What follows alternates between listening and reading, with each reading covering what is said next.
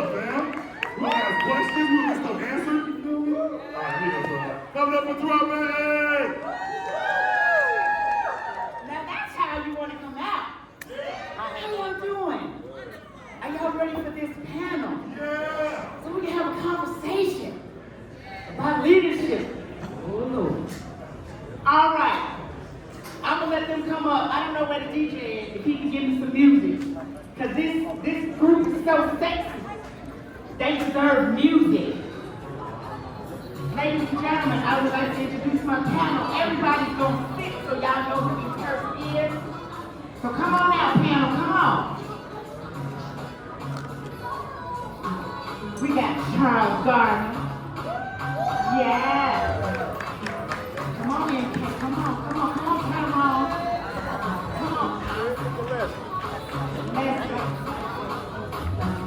Let's go. Here we go. Give them a round of applause, y'all.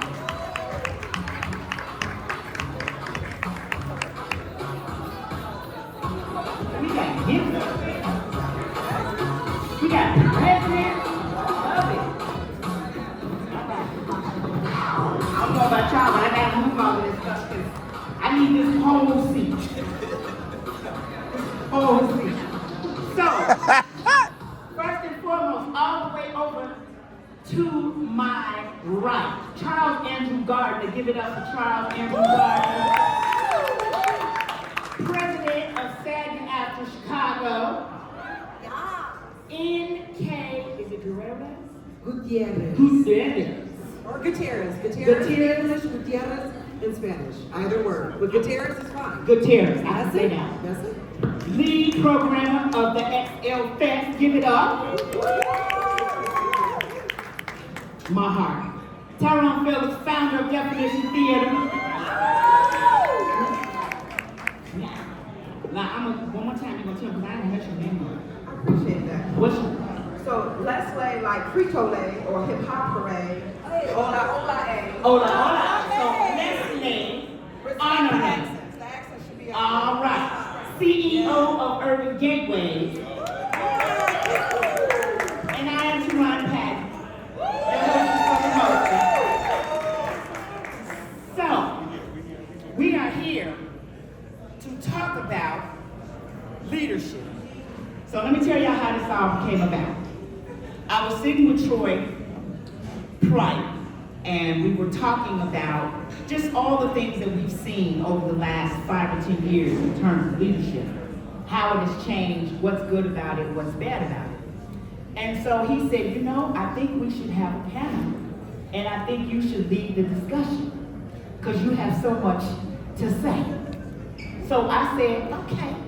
And then he said, and I'm going to give you a panel of people who also have a lot to say.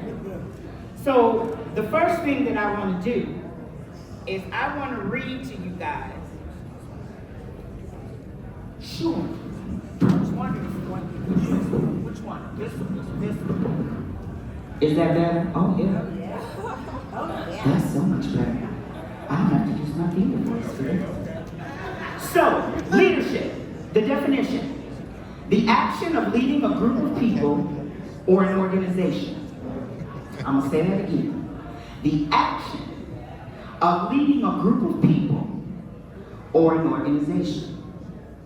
Now that is what leadership means. What I would like to know is, have you found that to be the right definition of leadership?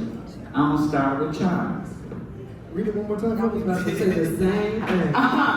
The action of leading a group of people or an organization. You know what? I think that's a perfect way to start this out because it sets a ground floor of what we think leadership is. And I think that the definition is right. It is leading a group of people, but I think you got to tear it apart even more. You got to figure out like what is leading to you. For me personally, I think that when I first started out, so I've been the president since 2017 of SAG-AFTRA. Held some leadership positions before then. And I remember at the beginning of my leadership journey, I thought that leading was telling people what they should be doing. That ain't it. That is not leadership. Leadership is asking people what you and the organization could be doing. So removing shoulds, telling people what they are supposed to do, and asking and really having conversations. I find that leadership is all about listening, and it's about synthesizing, and it's about coming up with what you think could be the next thing, and then being able to position and pitch it to the people that you're leading, and get their input, and have them poke holes in it. If no one around you can poke holes in your ideas, or if you don't feel comfortable like being like, hey, what are we supposed to be doing? You shouldn't be leading. 1, 2, you're not leading the right people, because everybody should feel empowered to be like, yes, this is my answer. And then it goes into a big pot, and then you stir it up as the leader, and then you make a good gumbo. And then you say, great, this is what we are going to be doing because we've worked on this, we've decided it. So that's what I think leadership is. And Kelly? From my perspective, you have to get incredibly clear on the commitment. The commitment of the organization and the commitment of the people that have decided to come around the table or have been chosen to be around the table, right? And you have to constantly get people clear on what is the commitment. Because if you do not, the noise will get in the way. And as a leader, what I have found is that what my job is to continue to ground people in commitment. You know, how we get there, there's a million different ways that we could get there. And I only want to work with thought leaders. I want to work alongside you. I'm not the one holding all the answers. To me, that's not leadership. At the end of the day, if I have to make a decision, and a hard decision, that to me is part of being a leader, because you're going to have to make decisions that are hard decisions sometimes. But getting clear on the commitment only always, again, of the organization and the people who are choosing to be around it, is what's going to continue to get people clear on their gifts. Because why are we here? Why have you been chosen to do this thing, or why are you choosing to do this thing? And then often you will find that people are choosing to do this thing or been put in positions, it's not even where they really want to be. And then it's up to me as a leader to get them clear on that, so we can choose what is next. Is it about shifting you into another position, or is it about releasing you to go do what you're called to do? And to me, that's what leadership, what I have found, especially in this season, that I've been in this year, is that I'm just so clear on that. I can come in and get really clear on all the noise and clean it up. And to me, that's what leadership looks like in my calling. And I think, again, like I said, there's 1,000 different ways to lead. But at the end of the day, from my perspective, if you do not get clear on the commitment, both with self and those around you and of the organization, nothing moves. Tyrone? I agree with the definition. I'm with it. I would add, yes, and to listening and asking the right questions, but I would add you can be a leader of people, of an organization, or of a movement, right? Of a topic, situation that needs to see progress in the community. Somebody needs to take responsibility and push that movement forward. So I would add a movement to that definition. A movement or a mission? Or, yeah. Okay. Yes, and to everyone. For me, the simple answer is, in an organization, as a leader, it's my job to help you grow in the position you have, grow in another position in that organization, or grow elsewhere. Maybe this is not the soil where you need to be planted. And because I run an arts organization, as a practicing artist, part of our mission is a commitment to the arts ecosystem. So not just the people who are receiving arts education, but supporting the teaching artists and ensuring that they are paid equitably, that they are paid a living wage, that we are honoring their art. But more specifically, as a Black and brown woman in leadership, I'm the first person of color to lead my organization in 30 years. Listen, we say yes. We say yes, and then you shatter glass ceilings and look down and you're standing on a glass cliff. And you are expected to clean up the mistakes that white men before you have made perpetually, with an expectation for you to fix said problems with less resources, less time, and with the knowledge that if I mess up, anybody I'm putting my hip in the door to come in behind me is going to be judged by that as well. So I think a typical leadership, the way we've been taught that white men have traditionally done it, it's on the onus of us to obliterate that and redefine it for the people coming behind us. Well, I would say, Her mic is not. Hello? Yes, and to all of that. The only thing that I would add to that is if you want to be a leader, I would say the first thing you need to know is, what are you leading? Wherever it is that you go, what are you leading? Because that's going to help you to define all these things that you're talking about. You can have all these ideologies of how you want to lead, but are you leading a non-for-profit? Yeah. Or are you leading a for-profit? If you're leading a non-for-profit, are you following a mission, or is your mission to make money?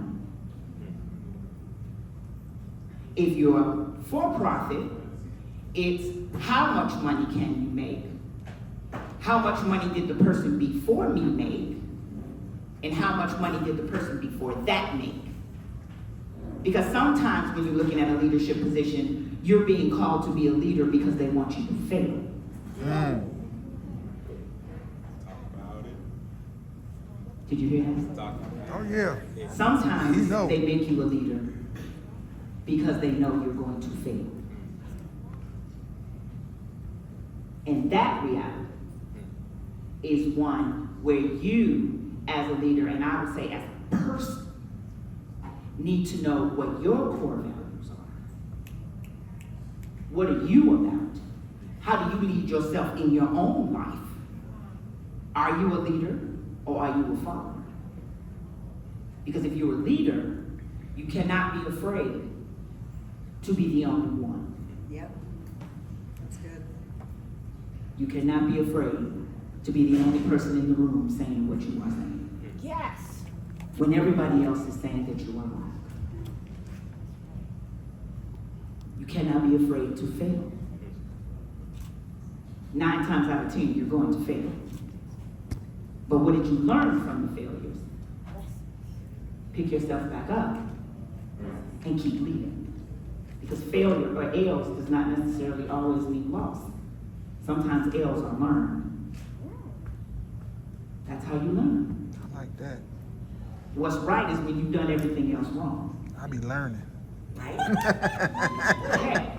So that's what I would say about leadership, is you have to know what you are leading. And then I would say the other thing is, please hear me on this, you have to ask yourself what you are willing to sacrifice. Oh, every day. Every moment. What are you willing to sacrifice? Because if the answer is nothing, then you're not a leader. I have found that to be a leader, you have to be willing to sacrifice everything. Up to reason. My next question would be, if what we're saying about leadership, because I do think there is a difference of leadership depending on where you are. And what I mean is, are you leading something that's winning, or are you coming in to lead something that's losing? Are you coming in to fix something, right? Because that's a different style of leadership. So I would say, I'd start with Charles, I would ask you, when you realized why you were there and what your leadership was, what was the most difficult task of realizing that you were the leader and the buck stopped with you? What was the most daunting task?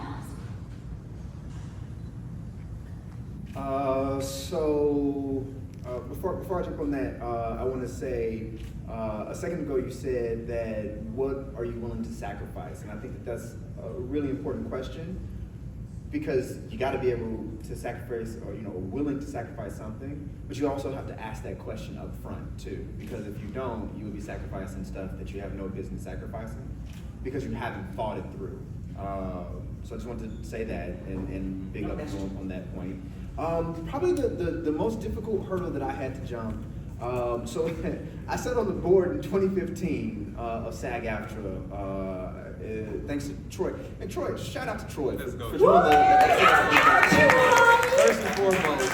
But I'm shouting Troy out right now because it was, I joined SAG-AFTRA in 2012. And Troy said to me, he had joined the board right before me in that cycle, and he said, "Hey man, I think we need some young black voices on this board." And I was like, "Say less, I'm there." So I ran for the board and I got elected. And I was like, yeah, man, we need some young black voices on this board. And that's why I ran for president, because it was great. We were doing great things. We merged in 2012.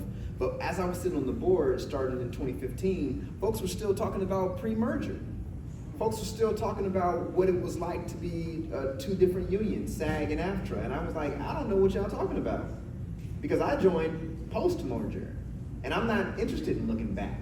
I'm interested in looking back to gain the institutional knowledge, and I'm interested in looking back to make sure that we're not repeating mistakes or think that I'm coming up with new novel ideas, right? But I'm interested in looking forward. I'm really interested in thinking about how we can move this union to something new, to something innovative, to something that somebody who joined post-merger, they can say, wow, this is my home, this is my community, this is a place where I can grow and thrive, right? As a young artist, or as an older artist, or a more seasoned artist. And so once I went up to the previous president, Craig Dugmore, and I said, hey Craig, man, I got a whole bunch of ideas. And Chicago is a very non-contentious union town for SAG-AFTRA. Do you mind stepping out of the way so I can run? And he said, young man, that's bold. What are you gonna do? And I said, this, and this. He said, you have my blessing. So he stepped aside so that way I could run, uncontested. And then getting everybody else on board with what I wanted to do. Because there's a lot of older white folks, well-to-do and great older white folks. But here is a young, and this is 8 years ago, I'm 30-year-old young black man stepping in and saying, I want to lead this to a new place. And they hadn't had that happen before. And I think it's difficult for people to lean into an experience that they haven't had. And it's not because they didn't like me or because they didn't think I was capable, it's because it was new. It was a new, novel direction that I was trying to steer us in. And so I had to convince folks that like, hey, like this is what I want to do. One of the first initiatives that I took, that presidency, that term, I sat down with everybody for at least an hour. And I said, who are you? All of my board, all of the staff, who are you? What's important to you? Why are you here? How can I make sure that your visions of what this organization is supposed to be is still intact? And how can I share what I have going on, what I'm interested in doing, and tailor it so that way we're all moving together.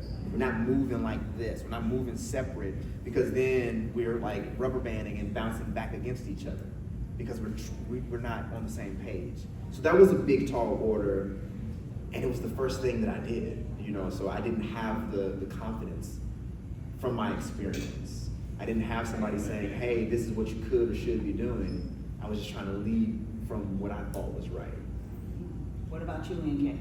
So the question was, what was the hardest thing when you first became, what was one of the hardest things you had to, deal with as a leader? Because I lead in so many different spaces, I'll speak towards one of the more recent things that I've done. So I'm the operations director for Midwest Film Festival, and I was also director of operations for Sundance Institute Chicago. So stepping into some meetings in the spring and just getting present to the conversations that were happening. And I'm listening and I'm watching the people around the table and I'm listening to the plans. And literally the only thing I could say was like, that sounds terrifying. What are you talking about? I think for me, and I got off of that call so exasperated because I was just like, people at this decision-making table literally do not know what they're doing. And I was just so blown. And I remember calling my mom, and I was just, and then she said, Nicole, have you considered that that's the reason you're there? Oh, right? And I was like, solid point, Jen.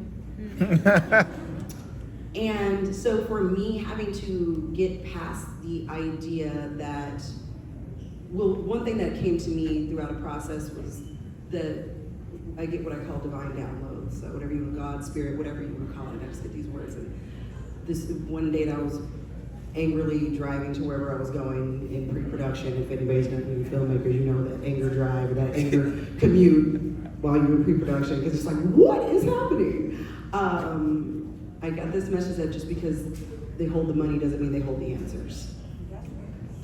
And getting really present to that. And then in getting present to that, I found power around it. I was able to, because putting language around things creates power, right? It creates an understanding. There's an understanding that comes into your body. And when I got clear on that, I could just get more clear on what was happening. And then I was able to allow my ego to step aside and not be so frustrated by the situation, but stand in the power of solution. Because my mom was right. Mom, you're right. I was called to that space because I had a unique perspective, and I needed to stand in that unique perspective and not be frustrated nor, and not stay, I mean, feel your feelings, but to not stay in a space of frustration, and to stay clear on the commitment and then get other people enrolled in the vision. And so, but moving past that was quite a process for me. And it was a very emotional process. It was because I was like, again, just all the feelings around it, because all the feelings, the intersectionality of being a Black and Latino woman in these spaces, seeing the people who are making the decisions, who've been given this money, and all these other organizations that I am a part of and have done, was like, when we don't get a quarter of what we deserve and what we're putting up is so much doper, having to process through that so that I can stand in the space of, okay, you're here now, so let's get around your big feelings around it, and then go be effective. Go do what only you can do. But it was definitely something that I had to work out within myself. And it was something that I had to really work out, because my calling is connected to so many more people than me. My gift isn't about me, it's about my community and the people in which I serve, and I'm very clear on that. Because if I was doing this just for me, I'd have been out a long time ago, genuinely. But I know that my commitment and my calling is to my community, and that the liberation of my community is based on my obedience to that call. So I had to do a lot of work to constantly get past that voice of frustration and seeing the things that were happening and stay focused on the goal. What about you, Tyrone? What's the question? What was the hardest thing? I'm playing. No. No, go ahead. No, What is the hardest thing is when you've been a leader, since I've known you. But what was one of the hardest things you had to face? One of the hardest things was being 23, I think I was, when I was in a room with all of my heroes. And I quickly realized, to echo the other thing, that the vision was wrong. I had to listen first for a long time. And then I finally raised my hand. I was like, I read the mission of this organization, I read the purpose, but nothing that is on paper is actually happening in the room. The whole room got quiet. And I was a kid, just truly asking, like, what are we doing here? Like, truly, with my time and energy. And so the thing of, that was a hurdle, but to say, what I want to give to everybody else, quickly, I'm a leader, I know my mission, my personal mission, I'm helping people of color get more positions like where I am. That's my goal, is to make sure there's way more than just me in that room. It's real. The other thing is, I don't spend my energy on problems that don't move my community forward. Ooh, that's right. Energy is limited. Real talk, right? So every decision, every problem that comes across my desk, who is this gaining? Who's gaining from my leadership? Is it my people? Or am I fixing somebody else's problem? So from jump, when I learned that, oh my God, I was happier as a person. Right? As it wasn't for the people, you can talk to me about it. They care about it, right? Because we're not gonna gain anything from it. So having that first, learning to build that question, who's gaining from my leadership? As in every room, in every practice, doesn't matter what table I'm at, who's gaining? Is this my time to speak? Or should I let them? When the ebb and when the flow. Oh, that's all I got. a mí me toca. Are we good? Yeah. I think I have been doing nonprofit leadership for a while now, but I came from doing direct services. So I often say I've done everybody's job in here except for finance, because I will mess up your spreadsheet. But other than that, I have done everyone's job, and I come from great leaders who have nurtured me. It's twofold. It's one, remembering not to take stuff personally. So often when you come into an inherited staff, you get a staff that has experienced a lot of trauma, especially in nonprofit. We don't have time to unpack the nonprofit industrial complex right there, but it's heavy and it's slow, but knowing someone has done harm before I got here, so when I'm looking at skin folk, expecting them to be kinfolk, and having just as many issues with them, If not more. it was learning not to let that hit me, because it hits you. You, especially as a new leader, you have an expectation for, if you're going to lead a C-suite that's all white, they're not going to be accustomed to your leadership, they're not going to be accustomed to who you feel you're accountable to, and not to take that personal. And then when to take stuff personal that may look like a loss for someone else, but you have a great deal of pride with it. When I started at this organization, their board was 96% white. Oh my God. I started talking about board equity and bringing on BIPOC members and not expecting them to do a give-get, like their wealth is their identity, and being able to shift our narrative. And our second fundraiser, we had on the South Side. I had it at Brownsville Winery. We were celebrating Black history. Our organization was founded by a Black woman 63 years ago. So I've really been trying to center and bring it back to what our lens is. And I had 3 board members drop. Oh wow. And to some leaders, that would be like, oh crap. I was like, thank you very much for your service. You do not have to come south. We will. And so will my 6 Black board members that I just brought on. Thank you very much. So now we're 50. But listen, I'm gonna cheer too, because that was hard. But it's really, wrapping your mind around what should impact me and how should I let it move me, and what just has to roll. And it hurts when some stuff has to roll off that comes from people who look like us. But you talk to your coach, you talk to yourself, pick a deity, define what you are accountable to and who you're accountable, to and for, and then let that guide you. Because if not, in leadership, nobody likes you. I'm not supposed to be anybody's friend. We're not supposed to go out and have drinks. My job is to protect you from stuff that you don't know is coming. So I don't have the space sometimes to break bread or hold your hand. I'm not your mama look. I'm not your therapist. I'm your CEO. We are here for a mission. And you can get on the ship, or I can put you in a dinghy and Push you on. find another island. Yeah. I think for me, the hardest thing for me was, as a leader, when I was faced with failure and the people that were supposed to be helping me be successful sabotaged me to fail, because I wouldn't get on board with the mission that they had been doing for the past whatever. And realizing that the people that had been working so hard for me, the people that had been in the trenches with me, I could not pay. Oh no. I could not pay. I had to look my team in the face and say, there is no money. Was this a not-for-profit? Of course. Oh, okay. Yeah. There is no money. You've been working for free. Maybe like 3 times. Right? That was the hardest thing for me, because I pride myself and have prided myself as a person of not ever wanting to work for free. I was raised that that's not what your expectation should be. Your expectation is whatever you do, you should be compensated for it. And yet I was the person that had been put in the position to tell my entire team that I was not able to do that. Cried up late at night. But what I did is the salary that I had been given, I gave to my staff. Oh yes. I've done that before. Because there is no me I still quit. Without them. without them.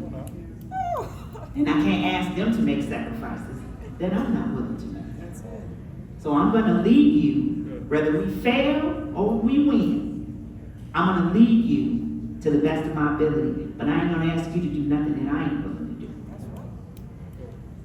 So I took the little bit of money I had, and I gave it to them. And guess what? Every last one of them stayed. Yes! I'm looking at one. Every last one of them stayed. And made us one of the most powerful theaters to come out of the ashes. They stuck by me because they saw that I was willing to be in the trenches with them. And they stuck by me for 2 years. And we ended up at the Apollo. Yeah. So that was the hardest thing for me, was realizing that sometimes when you lead people into a bad place. Not necessarily because that was what your intention was, but that's what happened because of the landscape. There's so many things as a leader that you have to realize. Sometimes it's not your fault. Sometimes it's the economy. Sometimes it's the, what's the word? Strike, Circumstances. pandemic, political leader, things that you have no control over, but that affect you in the most detrimental way, and yet you're still expected to lead. So the last thing I'm gonna ask this question, because this is why this conversation started. The conversation started because I was making note that about, I'm gonna say 10 years ago, there was just this wave, especially during the pandemic, of all of these young leaders were getting these positions that had never been given. First black artistic director, first black CEO, first black VP. Yes. They were babies. It's 10 years later, y'all, and every last one of them almost is gone. No! They're gone. They don't want no part of it. They got chewed up and spit out. Because they were handed something that they were never supposed to win with. They were not ready. And the objective was to kill it at the root. If you kill the baby before, we saw that in Germany. If you kill the baby before it's born, then it'll never happen. So that is it. So I'm gonna say, because all of them are victims to what we call burnout. Yes! They got burned out. So my last 5 minutes, what do you do to avoid burnout? Yeah, I'm fortunate enough to like have a practice in place to find balance before the burnout. And a large part of that practice comes from me being trained as an actor, right? Like, you gotta do 7 to 8 shows a week, baby. You better be warm. You better be ready. You better, have something in place to keep that show going. Like I was raised at ETA. We didn't go down. We didn't miss shows. No, there's no such thing. The understudy will never go on. Never. Stay home. Thank you Ain't for gonna happen. having my back, but if I book something you made, but you're not going on because I get sick. I'm not going on because I lose my voice or because I can't handle it because I was trained to not, right? And so as a leader, I bring that to my space. I breed golden doodles, so I'm always surrounded by little fluff balls of love and joy. I meditate, I do yoga, I'm just always finding balance throughout my entire life. What about you, Link, real quick? What you do to keep no burnout? Keep no burnout, or like I think it's getting present to. I was like, Like, what do I do? right? What do I do? What do I do? Tell me. No, I just recently put language around this in the past couple weeks. I was just like, I am people fatigued. Yes! Oh my I God. am people fatigued because I love people, but people be people-ly. And I'm very present to that. And I was like, and in that, what I've gotten really present to, I was like, I'm leaving, I'm running away west As soon as we wrap here, I'm gonna run away and rest for a few days before I have to be back just to be with myself. But I think the thing to keep in mind is to know yourself and know when you're getting to a place where you're getting people fatigued. So you can get around it and take care and put the care practices in place. You have to have care practices in place. Don't wait till the house is already on fire and employing those. Exactly. Real quick, because we got to Yeah, wrap up. yes, Give me one. Give me one. That's it. Having a That's it. practice to know how to even reconnect, what brings you joy, right? It's the opposite of burnout. What fulfills you? So is it music? Is it poetry? Whatever that is, find what makes you happy and actually rejuvenates you. What about you? Right, I write when I'm happy, I write when I'm sad, I write when I'm pissed, I write when I want to connect. That is who I was before I was anything, so I will always go back to that center. So DJ, you gonna help them understand what I do because you gonna put some music on for me, Mr. DJ. Because what I do, y'all, I'm a house head. I dance. I go out and I dance and shake my tambourine. Whenever I get a chance to. It's a lot moving, but I keep it moving. Because when I'm dancing, I'm happy. When I'm shaking that thing, when I'm dropping it, I'm still dropping Fire it. the DJ. That DJ! fills my cup. So I'm gonna ask y'all to do that. I hope this has been insightful. I hope this has helped you all. There you This go. is what it's all about. Yeah, Thank you all so much for having us. Troy, wherever you at, you the man, you the man, you the man. Are we opening up to a Q&A? Nah. We were supposed to in the last 5 minutes. Y'all answered. Everybody, shake it, get it. Y'all coming up for a break.